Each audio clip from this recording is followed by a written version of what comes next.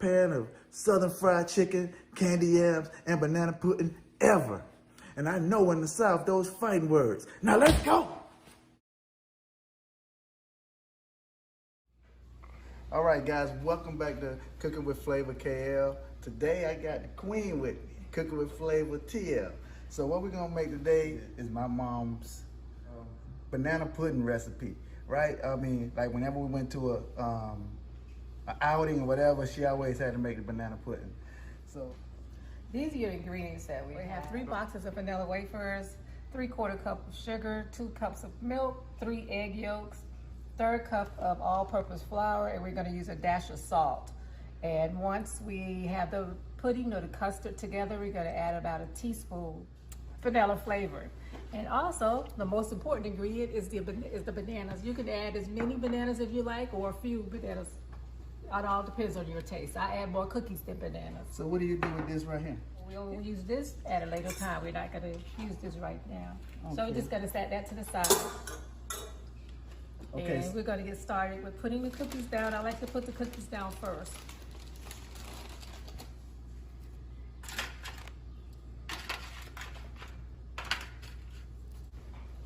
All right, guys, so look, how do you like your banana pudding? I've seen banana pudding a lot of ways. I see it cold with the chessman and instant banana pudding. Man, it's gonna be nothing like grandma's old-fashioned baked banana pudding.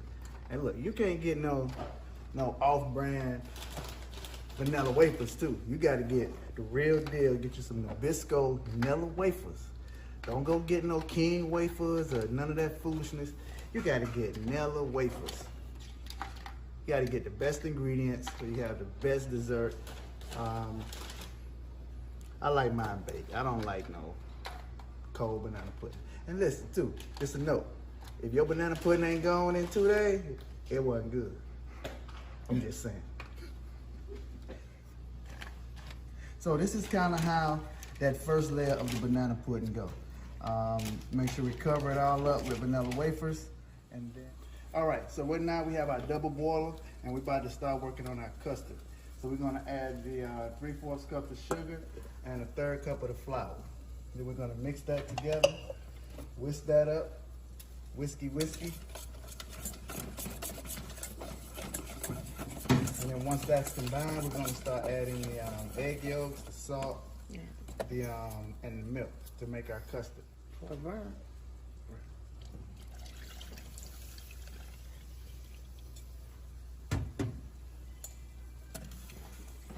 All right, so now we're gonna be whisking that custard together and make it a smooth consistency. We're gonna add those egg yolks. We're gonna give it the color, that yellow nice flavor that goes in that, the yellow nice color that goes with the banana pudding.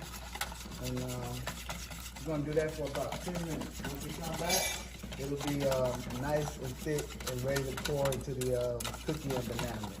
Okay guys, as you can see, the custard is getting thick.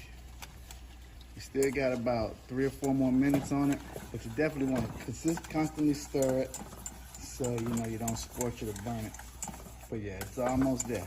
Probably got about, like I said, 2 or 3 more minutes. It's gonna be ready for the the cookie and banana mixture. All right, guys, so we're about to add in the vanilla. It's thickened, and now we add in about a teaspoon of vanilla, and that's our custard. Look, guys, there's no reason for you to go buy instant pudding and try to make banana pudding. It's just like that. 10 minutes, and you have some homemade custard for your banana pudding. All right, so now we're adding the bananas into the wafer bed. So we're not gonna put a lot of bananas in there, but it is called banana pudding, so we're gonna have some bananas in it. So we'll probably put about 2 right here, and then 2 bananas, and then we're gonna layer some custard in there, and then another layer of the vanilla wafers on top. Okay, we'll be back. Right now, layering on that beautiful custard. We're layering it on, and then that's gonna be it. You don't have to put a lot on there, because once you start to bake it, that's gonna seep down into all the other cracks and crevices, and you're gonna get custard in every in every spoonful. Okay. So look, I didn't realize that pan was as big as it was, so I'm making a second batch of custard so that we can have the proper coverage on that banana pudding. Now the key to making meringue is egg whites and sugar, okay? And you gotta beat these egg whites like it owe you money.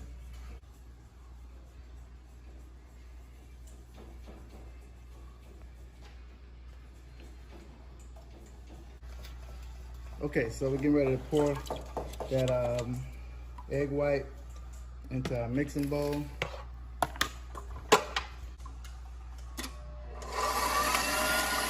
We're gonna just let that run. And we're gonna do that for about 7 to 8 minutes. We'll be back. Okay, so now we're drizzling on that second layer of custard, hitting all the cracks and crevices. Get all that real estate covered. There we go. That's what that looks like. And we're gonna probably put another layer of vanilla wafers, and then we're gonna put that meringue on top. Okay, as you can see, those egg whites are starting to whip up. And I'm gonna gradually add in some of my sugar.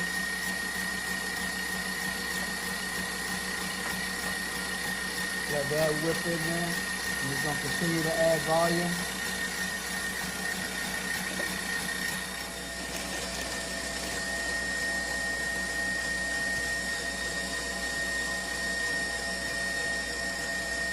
So we're not skimping over here on this vanilla wafers. We use the whole 3 boxes of vanilla wafers on this thing. We're gonna get wafers and bananas in every scoop. Okay, so the egg whites are whipping up, and it's looking just how it needed to look. We probably got about 5 more minutes on those, and they're gonna be nice and stiff.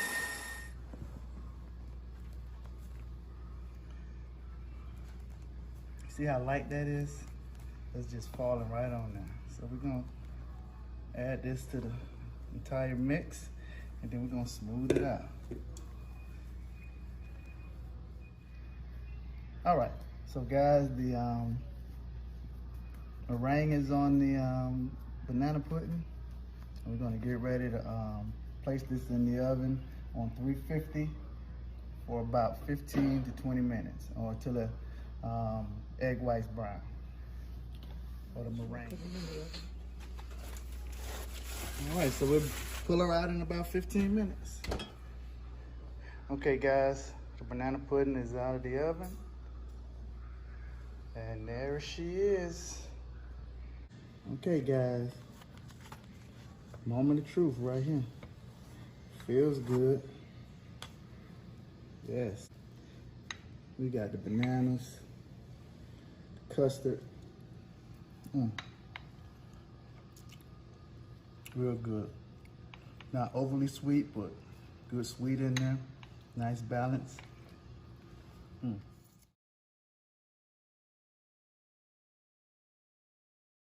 I was super excited to find out that Sound Mind wanted to address this particular issue when it comes to our children and their feelings. I recommend as a therapist that it's so important for the parent, the guardian, the foster parent, whoever, to make sure that you're present. And I don't mean just in the room, but pay attention.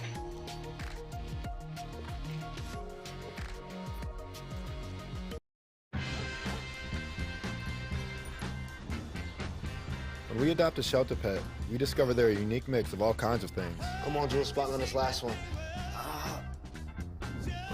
There it is.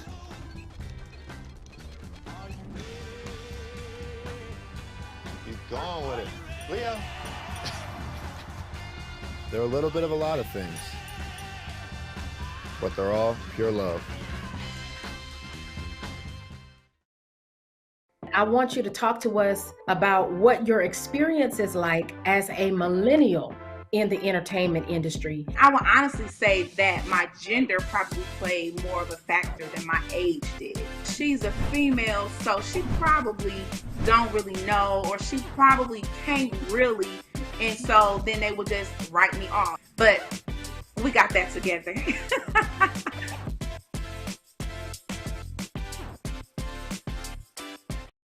We clean the chicken. I put some lemon in there, directed some lime.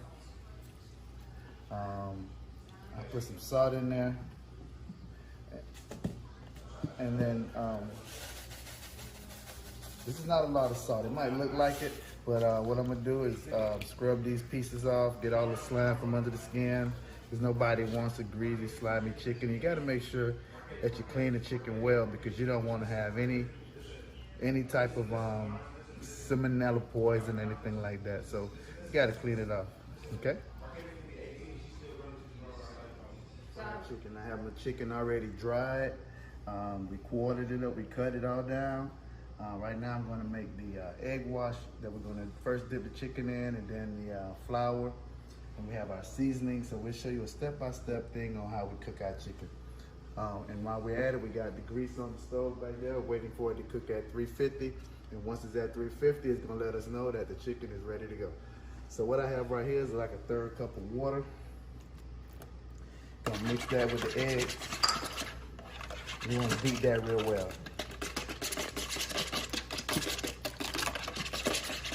You can see I got my Cholula hot sauce out, but a couple of people in the house don't like it very spicy, so I'll add this to this mix a little bit later when I get ready to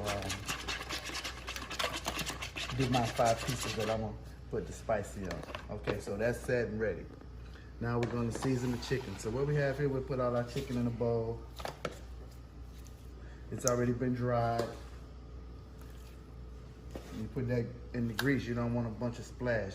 I also cut a couple of tenderloins off of those carcasses that we had, so make a couple of little chicken tenders with it also.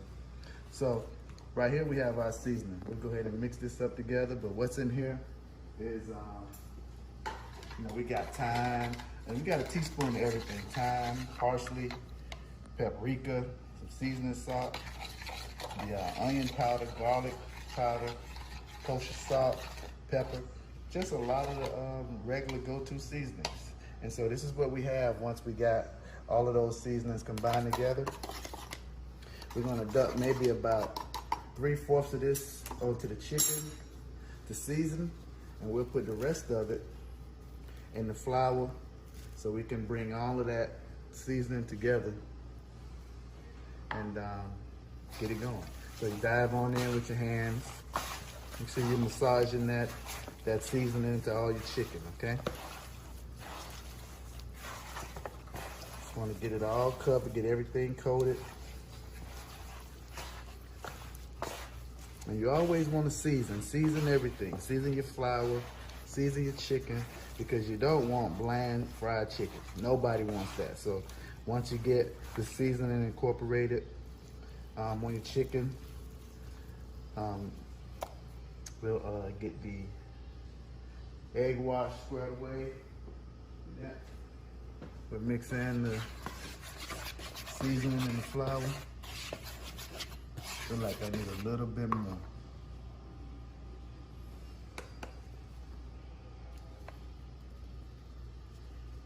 Pepper,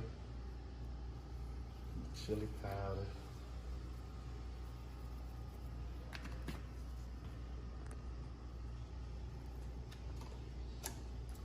A little paprika, just for the color.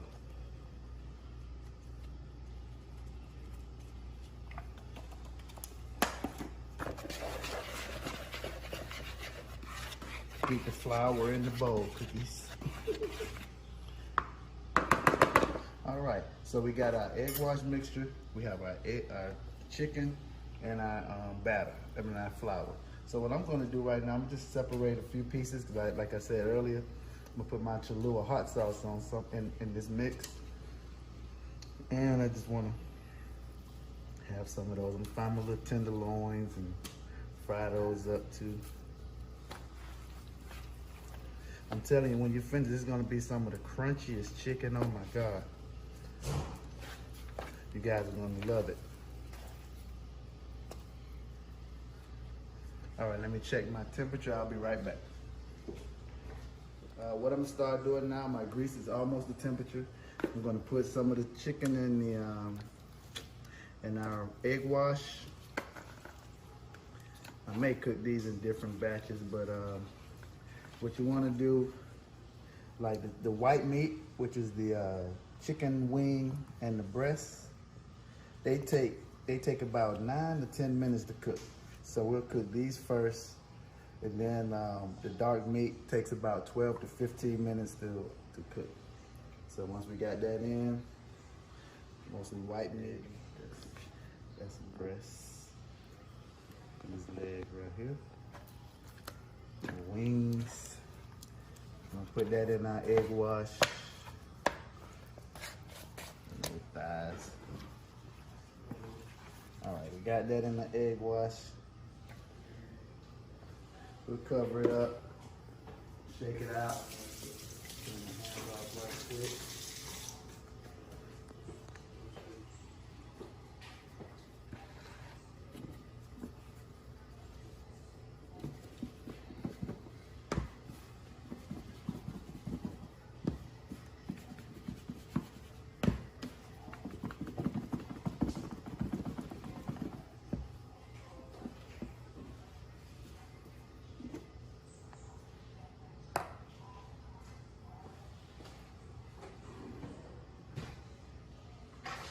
All right, guys, so now we got the chicken coated.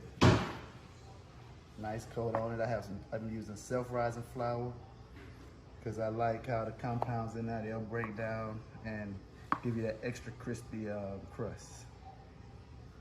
Okay. Place these off to the side to the oil get ready. That's how it's cooked. That's what it's supposed to look like. Ready. She almost ready for the grease.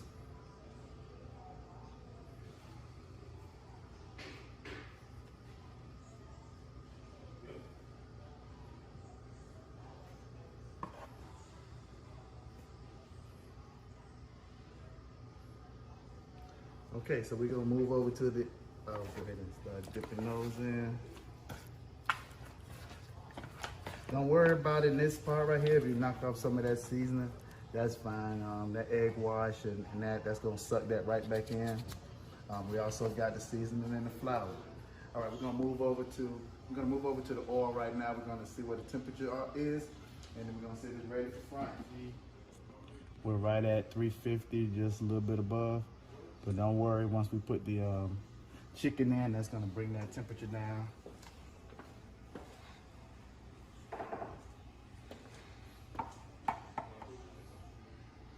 All right, so you just want to lay the chicken in there. See, that's what you're looking for right there. Nice boil. Instant fry, and you hit it in there.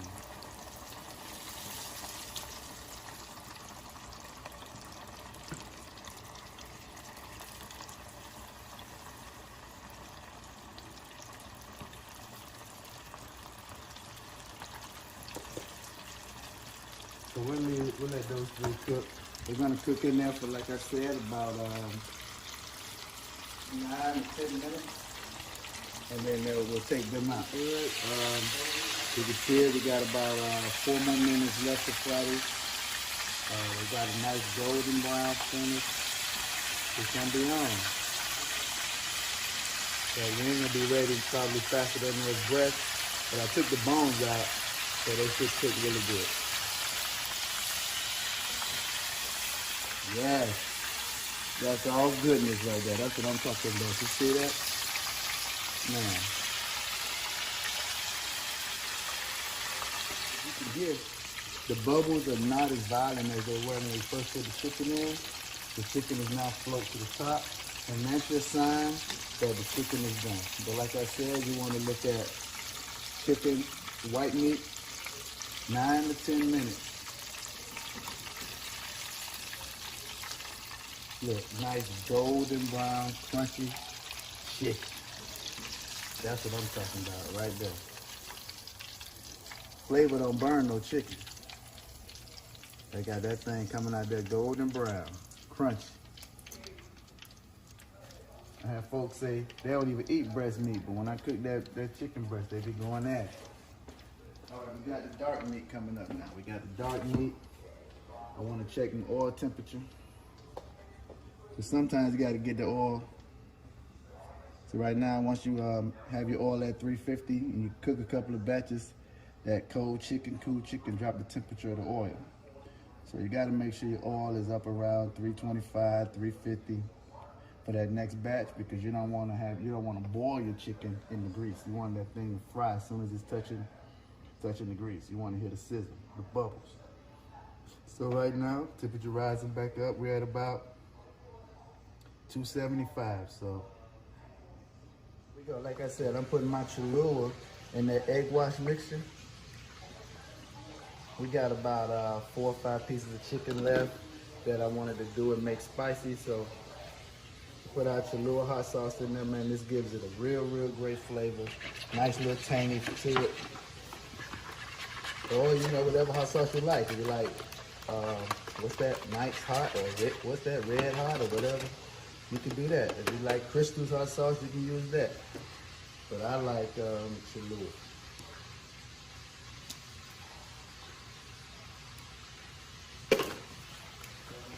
Basically just mix that all in.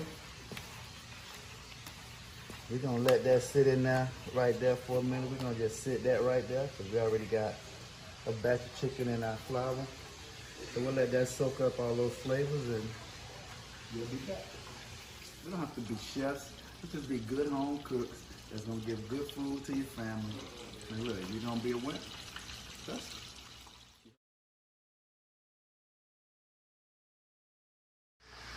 All right, cookies. That fried chicken done. It's that fried chicken Fridays, baby. We did that.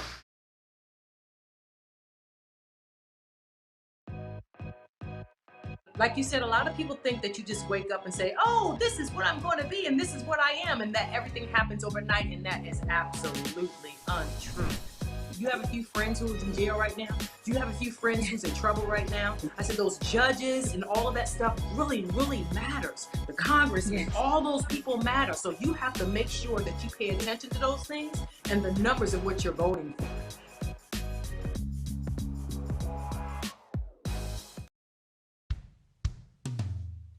Hey world, I have a quick message. It's about safe driving. All right, let's go. Anytime you're driving, have the seatbelt buckled tight, both hands on the wheel and your phone out of sight. When not in your hand trying to text somebody back, because if you do, your car might get smacked. The moral of the story, just put your phone down. The people on the road will stay safe and sound. Put your phone down, put your phone down. People on the road will stay safe and sound. Yeah.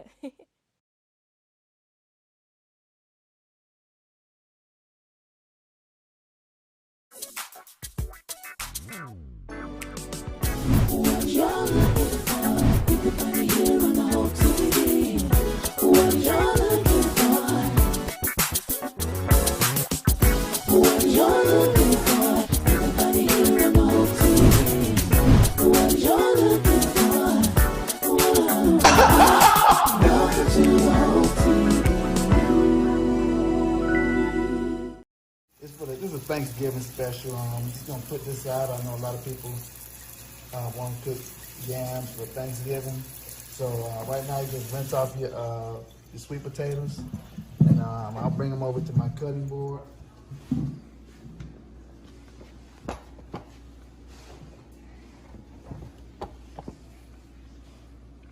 Knife on the knife right there. Now don't ask me why, but I guess what I just seen my grandmama do it. I cut the ends off the potatoes. I guess so it can, when I do the peeling, it's easier to peel. I guess, I don't know why. That's an old thing that got passed down, so I don't know why. But it's been working, so I don't change it. Okay, so now I have my potato peeler, or you can do it with your knife or whatever, easier, but this is easier for me now. This is the best kitchen tool they made right here, this peeler. You can go through it pretty fast. When I do this one, I'll show you another way you can do it so you don't miss and drop it in the garbage can like I'm almost doing.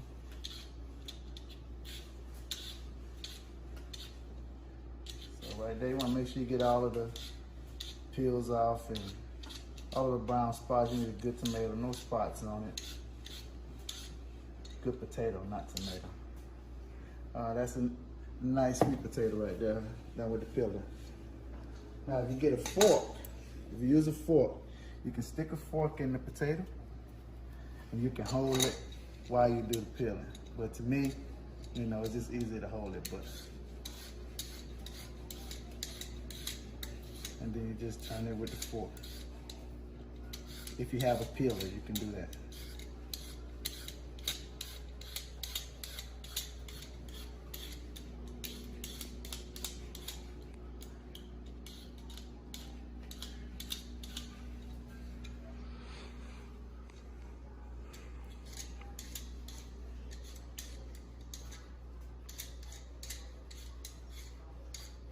Okay. Okay, now once you got your potatoes peeled, you want to go ahead and slice them up evenly, say about a half inch thick, or whatever your desired thickness is, but just make sure they're consistent in the cut. That way they'll cook about the same time. Okay, just about finished slicing up the sweet potatoes. And this right here is about 6 small potatoes. 6 small potatoes. Okay, so we're gonna just put these in your pan.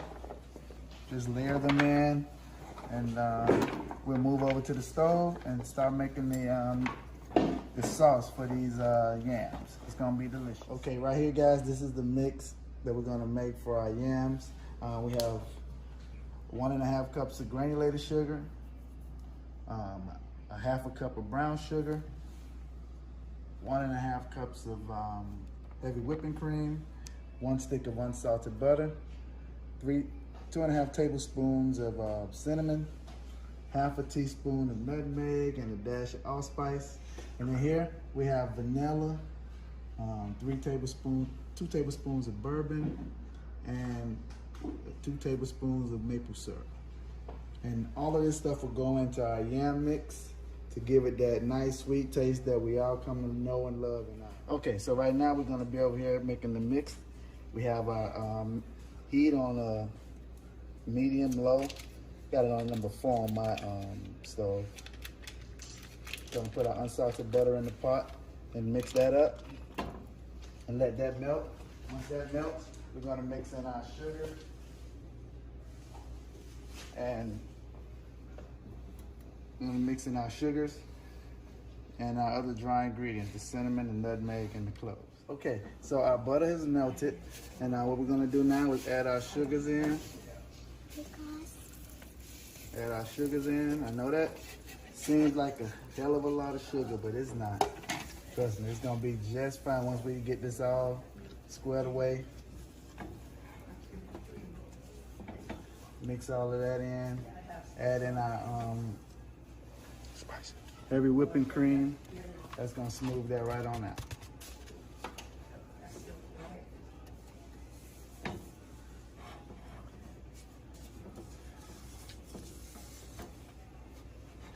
All right, so now let me grab my heavy whipping cream, my vanilla. Then I'll have my mixer and helper finish it off. Say hey. Hey guys. You gonna look at them, or you gonna just let them talk to your head? Okay, so now you go in and mix this till all of this stuff is incorporated. And then we're gonna pour this mixture over our yams. That's why you need assistance. You got it? Yes. We're looking for this cream. Okay, so now we're gonna pour our mixture evenly over our yams. We'll cover this up for 45 minutes. 45 minutes? And then we'll uncover it and bake it for another 20. Uncover. We're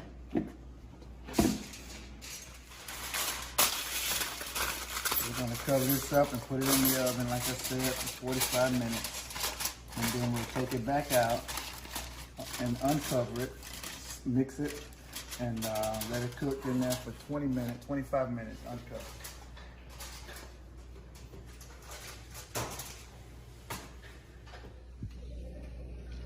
Okay, the yams are out of the oven.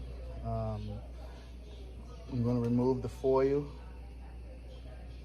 mix them around in the mixture, rotate them around. I'm going to put it back in the oven uncovered for 20 minutes. Okay, yams are all done, out of the oven. Now when we test them, they should be fork tender, but still firm. Have the most amazing taste. Ooh, I know those kitchens smelling lovely over there. Now, if you found value in these videos, hook a brother up. Man, look, like, share, and subscribe to Cooking with Flavor KL. And look, I don't want to be alone, so tune in next week. Same place, same time. Until then, just do what you do, but do it with flavor. Peace.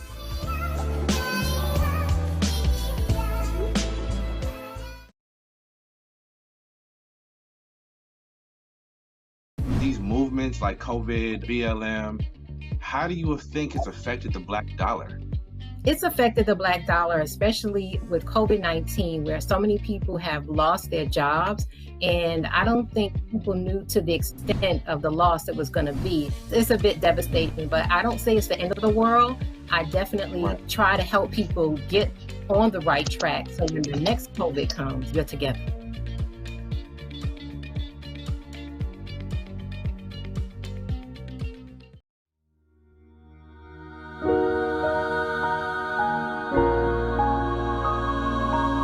Yeah.